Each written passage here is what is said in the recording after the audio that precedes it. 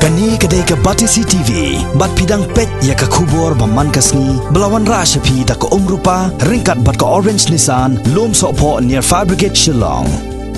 New Nissan Kicks. Bookings open now. Ka thop ki poetry English ka bala jer kerteng The Silent Songs bala tho du ba lor Phareng chongwan la palai Paidbah ka je lang ka bala long ha ka sngi sa jain lai pho trik banai leber arajar khat khandai ha hotel Shillong Club ukong sanang ni sngi du ba po Lyngdoh EM trade ka ki HDC bolong hojuk kapor melung urang chudep ban palai Paidbah dang shen ya ka thop ki poetry jong ha ka ktin English bat khasi ka ba kerteng Return to Poetry uba lor Phareng chongwan bolong nong tho ha ba kran ni jingalang Ule thu baudan ka jing sultanat ban tho poetry nadu men baw dang long tang kumu khna bat shimla poi perkhan ba kata ka jing sultanat jong hisien ka sngi kan perlai ban penmi sendan da ka kon hagni ka thu poetry ka badan baro lai poetry melung lor Phareng ula tho ya ki poetry jing e ka yeng ka sem ka imlang salang ki poetry ai men siem bat ki we ki man ki baw la tho na ki jing shem ha ka jing em bat ka jing ya ti jong uba polling do hab ajing kran kum kongsan ula pashat I kinten I men sem yela die yaw nong tho bat ebaro ki ula poi shakni jinglang da ka penslor ban yai wat ya ka jing itanat ka jing em bat omdon kanu ka banne bat chan slam palat ban ya ka poetry kui ki rang ba ki ulai don lang hani jinglang kilong unoi kai school bat uparlok jong nong tho Rahul Chatterjee uparlok noi sat an jong nong tho SM Suna kpa jong nong tho uba di khongsen officer ula shong thai jong ka MECL na lor ki I can almost see that dream I'm dreaming, but there's a voice inside my head saying you'll never reach it. Every step I'm taking, every move I make feels lost with no direction. My faith is shaking, but I gotta keep trying, gotta keep my head held high. There's always gonna be another mountain, I'm always gonna wanna make it move. Always gonna be an uphill battle, sometimes I'm gonna have to lose. Ain't about how fast I get there, ain't about what's waiting on the other side.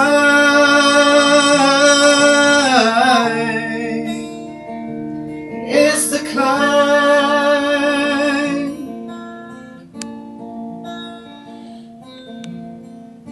the struggles I'm facing, the chances I'm taking, sometimes might knock me down, but no, I'm not breaking. I may not know it, but these are the moments that I'm going to remember most. Yeah, just gotta keep going, and I gotta be strong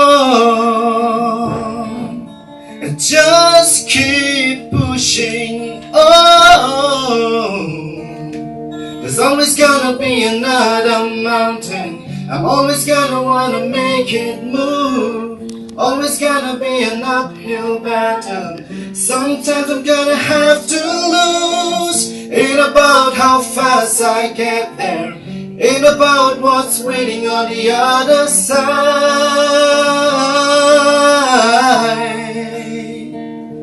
It's the climb, yeah. There's always gonna be another mountain, I'm always gonna wanna make it move. Always gonna be an uphill battle, sometimes you're gonna have to lose. Ain't about how fast I get there, ain't about what's waiting on the other side.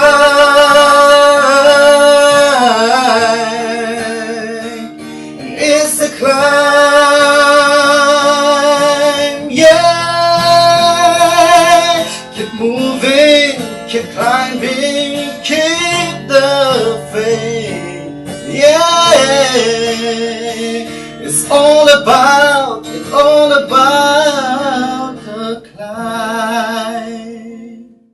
So at this point of time, it is with enormous pleasure that I take the opportunity to launch this, the first collection of poems by Lord Phareng entitled The Silent Songs.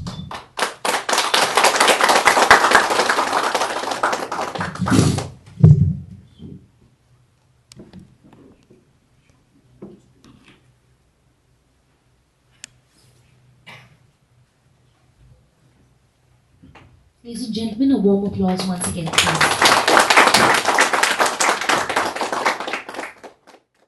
And I'm delighted and honored and humbled by your presence, each one of you. You have spared your precious time coming here today. And the Honorable Chief Guest, Sir Lyngdoh, thank you so much. You have taken your time off from your busy schedule to be here today to release my book, The Silent Songs. I was asked by my colleagues and by my friends to say something, a few words about the book. Actually, I thought of not saying anything because already been said, already been written down. But since this is an occasion and it's my first time ever that I have written a poetry book, so I would like to share first a history, a small history about me, how I started this journey. When I was young, I was still young at the age of 7 years of age. I had this love for poetry, and I remember myself wherever I go, I always used to recite poem.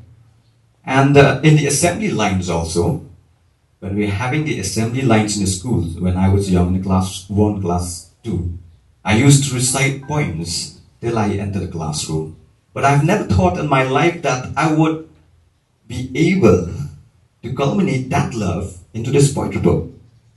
What happened in the year 2013, a life circumstances occurred in my life, and I want to express it deep-heartedly from my heart. And everyone is smiling, I know, some of you know. So I want to put it down in writing, so I tried to express myself in those words, and it turned out to be a poem. That was my first ever, and from that moment, I never thought that I will further write some few more poems. But later on, as life journey, I started experiencing things that touched my heart. And as a poet, I've learned one thing, and that is, I admire things, and I should be inspired by that, and feel the emotions, and let that emotions drive me to the end. And those are the 3 criteria that lead me one after the other poem that I've written. And the Silent Songs, as you can see from the title itself, it's from the title of the poem itself, you can see a silent song. From the combination of all these poems here, it is the inner feelings and emotions of the poem that resonate inside the heart and it come out. And in this collection of poems, I've written down some love poems, family poems, and then the social issues poems, and motivational poems, just few words. And we have tried to keep it around to 38 pages so that it will not be thick. It will be easy for the readers also to read before sleeping during bedtime, and if you fall asleep, if you fell on over you also, they will do no harm. So we have tried to keep it that way. And these poems are the collection based on my life experiences. For example, if my colleagues from the Buddhist TV, they still remember, in the year 2009, we had the chance to visit the Mercy Home during Christmas time. There's one poem about that particular incident which I've encountered that year, and the name of that poem is The Oldie Man at Pyllait Home, which is a French word meaning mercy. That is, it talks about that. Based on those experiences which I have encountered, so I've tried to put it down in words, in writing, so that it will be a memory for me later on. I don't know, I may lost my memory also in old age. So I've tried to keep it down. And the rest are the poems which, if you read, you'll be like looking a movie, because you know exactly what I'm talking. It's not that indirect also, it's very directly spoken, that particular. Yes, I used to do poem recitation during my school days. So I'll just choose one poem here. Love section, will that do? Yes.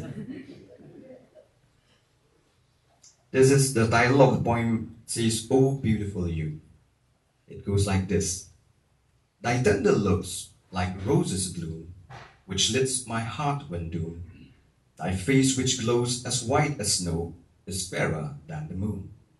Like Sirius star which lit the sky in cold and darky night, in you I see God's perfect hand, surely made with a cautious plan.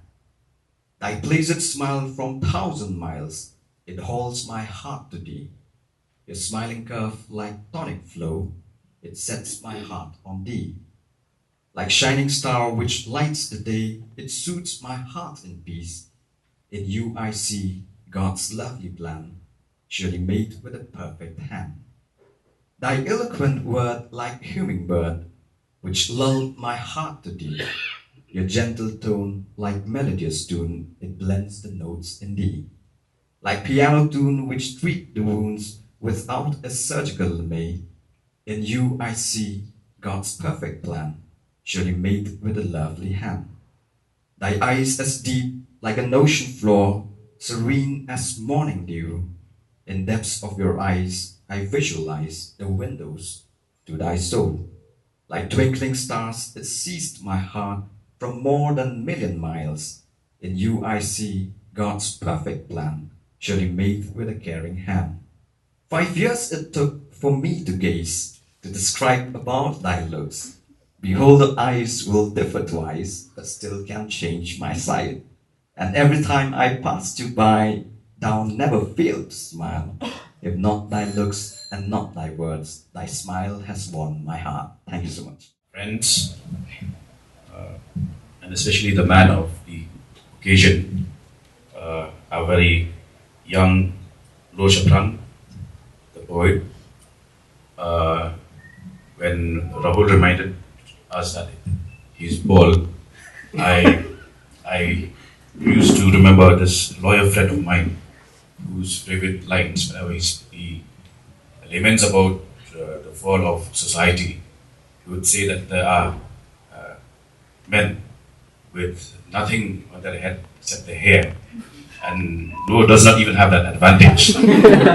But what he has is something 1,000 times more beautiful, which is the gift of words, the gift of poetry. And I think that living in a world that has become very shallow, superficial, a world where our attention span is limited to typing just you instead of why or you in order to catch somebody's attention, we are in danger of leaving forever the beautiful landscape of words, poetry, and the magic of feelings. And this is something that has always struck me as a writer, as a poet, that whenever I get an opportunity to interact with an audience like this, I would make this appeal that we all should try to rediscover ourselves in that moment of silence, which Lyngdoh has reminded us through this collection of his The Silent Songs. Because we may live very hectic lives, but in order to imbibe the real meaning of life, it is very important for us to pause, to sit back, to go deeper, and to find that living is not just about earning a salary, having a job, or socializing, but most important, it is about discovering the essence of humanity, which is beauty. Of course, I belong to a profession that has, someone said it's the second oldest profession in the world, and it's almost as bad as the oldest, politics. And some people ask me, how can you live in those two spheres of politics and poetry? I said it's very natural. It's only when you enter a world as murky, as dark, as full of intrigue as politics, that you would like to escape into something which can allow you some breathing space and some glimpse into beauty, and that can only be poetry. So, whatever profession you all are in, I see a lot of professionals, journalists, young friends probably who are still studying. But it's very important for each one of us to try to locate that center of our being. And there is nothing that can feed the human soul better than poetry and music at its best. Somebody, Noor himself, had just narrated how he had used the gift of words and transformed himself into a poet. And the gift of words. One of my friends here, Bob, we were together in college. As a college student, I was very bad in athletics. I would always be somewhere at the far end of the field, watching my classmates play. But if there was something that got the attention, the affection of my circle of friends, it was because we were in St. Anthony's, and we would on a daily basis watch girls passing by attending college, Shillong College or St. Mary's. And a very common experience for me was that some of my colleagues would say that, hey, I'm falling in love with that particular girl. Why don't you help me and write a love letter? And that's how I won a lot of friends. I would sit with that particular friend and ask him, okay, just tell me, what are your feelings? In a very raw form, what are your feelings for this girl? So I would embellish them with words and polish your language. And that was how I got popular in college. So what I mean is, words can also be tools which help you to not only discover yourselves, but to discover your soulmate, and to discover that you have a wider circle of people around you who share common interests. I could see Mebon, for instance, here, one of our budding writers, with a flair for the written word. And our duty, in fact, our calling as a society would be to ensure that we tap the potential of such writers, such poets.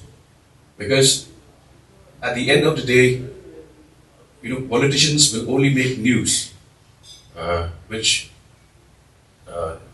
lifespan, maybe a week or a year. But as Shelley had said, poets are the unacknowledged legislators of mankind. I'm happy that I share both spaces. So whatever deficiency I might have as a politician will be made up by what I have contributed in the field of poetry. But I'd like us to turn into something else.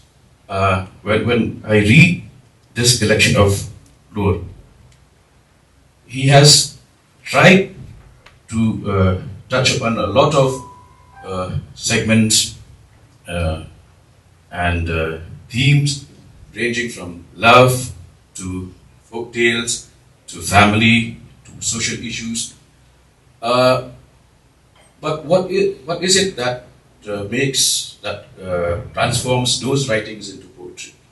I think it is the ability to see something beyond which the naked eye is capable of seeing, to feel something that is beyond what a 17-year-old lover would be able to feel, to go into the center, the epicenter of emotions. I'm happy that this collection resonates with a favorite poet and songwriter, a favorite of mine, Paul Simon. When he speaks of, when he writes this song of silence, in restless dreams I walk alone, narrow streets of cobblestone, neath the halo of a street lamp, I turn my collar to go and down. When my eyes were stabbed by the flash of a neon light that split the night, touched the sound of silence. It is only when you encounter such a flash, such a moment of discovery, such a moment of epiphany, that one can reach and touch that nerve of human emotions. And so silence ceases to be meaningless. Silence becomes something much more evocative than 1,000 words. So, when Wordsworth speaks of the powerful, spontaneous overflow of powerful feelings, I think this is what he has in mind. And poetry has always been that road to self-discovery. And it is only when we discover ourselves that we can understand the reason of why we are here, why we are alive, and what is our mission in life. So this marriage of the two, of emotions with words. A lot of us, I know of many of us who feel very intensely, but are yet to be able to put those emotions into words. And there are people who are good with words. They can write volumes of history and biography, but they'll never turn into poetry. They can never be poets. Because I believe poets are born. And poets can only mature with each valid experience in life. I'm not privy to what Lure had just mentioned. I could see a lot of you who are more familiar with him, having this secret knowledge, probably, which your circle of friends might share about his experience in life.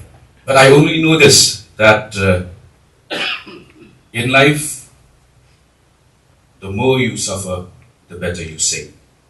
So I believe that is, at least I know that much in this short encounter with Lord. But what I can tell you is, what I can share with this audience here is that let us, in order to enrich life, in order to, there's this very famous story which translates into words that say that life is a banquet filled with a wonderful fare of good food and good wine. But the tragedy is that most people walk away from that banquet famished and empty. So this is an irony of life and a challenge to all of us to give meaning to our existence by not living the kind of life that even here in Shillong we're trying to lead today, which is a life of living every nanosecond trying to make more money, trying to make more contacts, trying to earn more contracts. But at the end of it, when you go back home, the silence and the emptiness is so intense. And people take to drugs, take to alcohol, to anything that gives them that short relief from the tedium of life. If there is any escape route from the tedium of everyday life, it can be only poetry and music. I will not call Lord Shakran an accomplished poet. Anybody who says that he is accomplished will feel like this climber who has climbed every mountain, every hill in his province and said, now there's only emptiness because whatever I have set out to accomplish, I have accomplished. So in order for us to carry on with the business of living, I think it is only in our own interest that we continue to search for meaning, for beauty. And it is something that when you look at the horizon, as a kid, when I looked at the horizon, I would ask my mother whether that is the end of the earth. And she would tell me that the farther you go, the more you'll find that there are horizons. Therefore, for life to be beautiful, we should remember that the horizon is nothing that can be defined. It is something that you keep discovering because there are layers on upper layers of horizons to beauty and to the essence of humanity. So friends, without taking more time, I think I've overindulged myself because our guest of honor is not here, so I've taken the liberty of taking into his time as well. But what I can, at the end of this, I'm just trying to motivate you to and motivate myself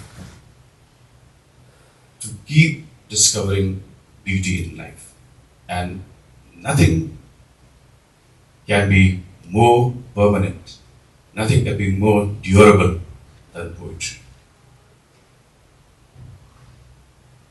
When you listen to music, for instance, there's music that lasts as long as one bubble gum.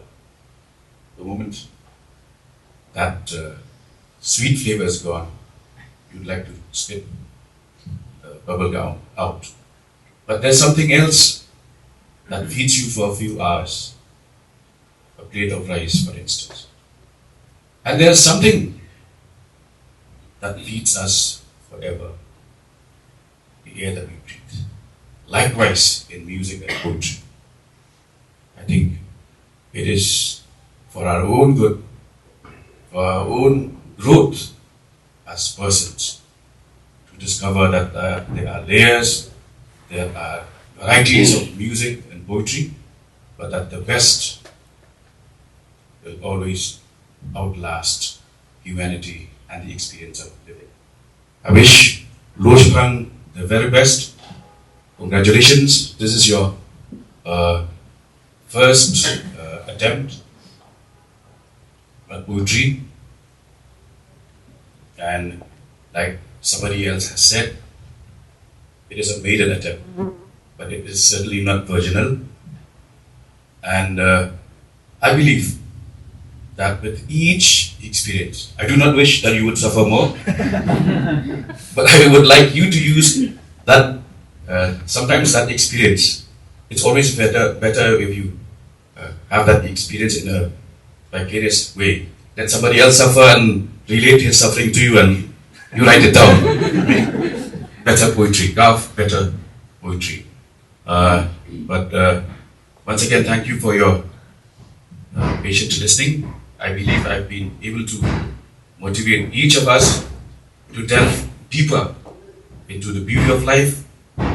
And like the saying goes, with each day, our soul gathers dust. And it is only poetry and music that can help you wipe that dust so that each one of us discover that we are unpolished diamonds who are in the process of learning to be the perfect person God would wish us to be. Thank you and God bless.